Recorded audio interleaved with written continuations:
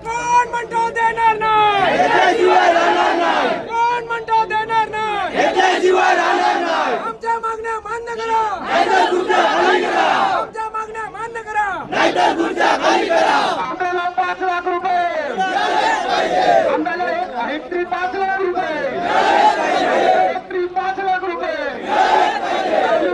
कर्जमाफी आमच्या हक्काची, नुकसान भरपाई आमच्या हक्काची, शेतकऱ्यांवर दडपशाही करणाऱ्या सरकारचा, शेतकऱ्यांवर दडपशाही करणाऱ्या सरकारचा, अरे या सरकारचं करायचं काय, या सरकारचं करायचं काय, अरे भोंदू सरकारचं करायचं काय, या भोंदू सरकारचं करायचं काय, या सरकारचं करायचं काय, या सरकारचं करायचं काय, शेतकऱ्यांवर दडपशाही करणाऱ्या सरकारचा, शेतकऱ्यांवर दडपशाही करणाऱ्या सरकारचा, या कृषी मंत्र्याचं करायचं काय, या कृषी मंत्र्याचं करायचं काय, या परपरिवाराचं करायचं काय, या परपरिवाराचं करायचं काय, या बंधू सरकारचं करायचं काय, या बंधू सरकारचं करायचं काय, या बंधू सरकारचं करायचं काय,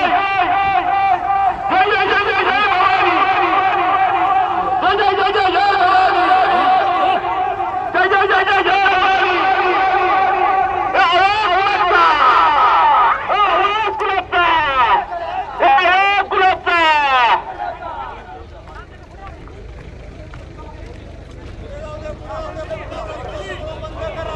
शेतकऱ्यांना वाऱ्यावर सोडणाऱ्या सरकारचा, शेतकऱ्यांना वाऱ्यावर सोडणाऱ्या सरकारचा, शेतकऱ्यांची भरपाट करणाऱ्या सरकारचा, अरे शेतकऱ्यांची भरपाट करणाऱ्या सरकारचा,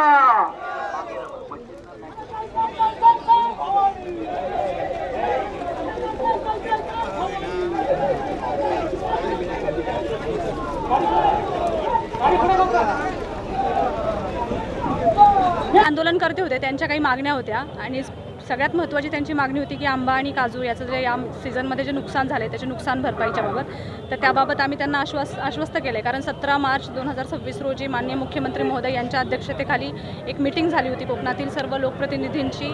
तसेच त्या मीटिंगला आपल्याकडचे मंत्री महोदय होते, आपले पालकमंत्री महोदय होते, त्याच पद्धतीने आपल्याकडचे खासदार महोदय वगैरे होते. तर ह्या सगळ्या मीटिंगमध्ये जे आश्वस्त केलं गेलं होतं मुख्यमंत्री महोदयांकडून की अधिवेशन संपण्यापूर्वी नुकसान भरपाई जाहीर करू, तर त्याबाबतीत मी त्यांना अवगत केलेलं आहे आज. तसेच त्यांचे इतर काही मुद्दे होते की जसं बोगस खते आणि औषधांच्या क्वालिटी कंट्रोलबाबत, तर त्यासाठी देखील मी त्यांना आश्वस्त केले की आम्ही भरारी पथकांची संख्या वाढवू आणि ज्या काही लेखी तोंडी तक्रारी प्राप्त होतील त्या अनुषंगाने आम्ही योग्य सखोल चौकशी करून कारवाई करू.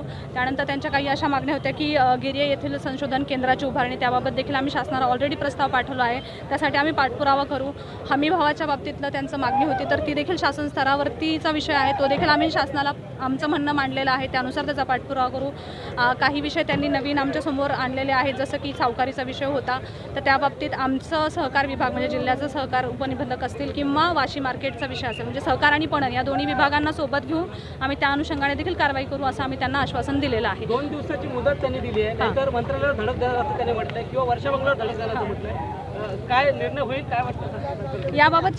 शासन हे पॉझिटिव्हच आहे पहिल्यापासून, त्यामुळेच इतकी मोठी मीटिंग 17 मार्च रोजी बघायला मिळाली. म्हणजे खूप सकारात्मक, मी स्वतः त्या मीटिंगला होते आणि खूप सकारात्मक पद्धतीने ती झालेली आहे. नक्कीच शासन यावरती निर्णय घोषित करेल असं मला खात्री आहे. प्रमुख म्हणून कसं बघता याकडे, कारण निर्णय होणं अपेक्षित आहे. नक्कीच शेतकरी गंभीर आहेत. नक्कीच जिल्हा प्रशासन प्रमुख म्हणून आम्ही नक्कीच काळजी करतो, कारण हे शेतकरी हे आमचेच आहेत, त्यामुळे त्यांची जी हाल आम्ही बघत आहोत ते आम्हीही मान्य केलेलं आहे. आम्हीच म्हणजे सिंधुदुर्ग जिल्ह्याच्या बाबतीत म्हणायचं तर सिंधुदुर्ग जिल्ह्याने सर्वप्रथम अहवाल सादर केले होते, आंब्याचं नुकसानीचं असेल किंवा काजूचं नुकसानीचं असेल. कृषी विद्यापीठाबरोबर पहिलाच सगळ्यात चांगला समन्वय आपला होता आणि सिंधुदुर्ग जिल्ह्यानेच सगळ्यात जास्त ह्याचा व्हॉइस वरती ठेवलेला आहे असं मला नक्की नमूद करावं लागेल. प्रशासन असेल, लोकप्रतिनिधी असतील, माननीय पालकमंत्री महोदय असतील किंवा आपलं शासन असेल महाराष्ट्रात, हे शेतकऱ्यांच्या सोबतच असेल अशी मी ग्वाही देते. सरकारनं मदत जाहीर केली नाही तर पुन्हा ओरसमध्ये एक व्यापक बैठक घेऊन त्या दिवशी मुख्यमंत्री कार्यालयावर धडक द्यायचा निर्णय घेतलेला आहे आणि ती तारीख आम्ही 2 दिवसानंतर जाहीर करू. नुकसान भरपाई दिली नाही तर 2 दिवसात जाहीर केली नाही तर मंत्रालयाला धडक देण्याचा तुम्ही इशारा दिला आहे. हो, वर्षा बंगल्यावरच धडक देणार आहोत, कारण ते मुख्यमंत्र्यांचं शासकीय कार्यालयसुद्धा आहे. तब्बल 3 तास मोर्चा केला, त्यानंतर प्रतिनिधी दाखल झाले. कसं बघता, सरकारने दुर्लक्ष केल्याचं वाटतं का तुम्हाला? सरकारनं सुरुवातीला दुर्लक्ष केला, पण शेतकऱ्याचं उग्र स्वरूप बघितल्यानंतर सरकारला झुकावं लागलं आणि स्वतः जिल्हाधिकाऱ्यामार्फत सरकारनं आमच्याकडं हा प्रस्ताव दिला. ओके.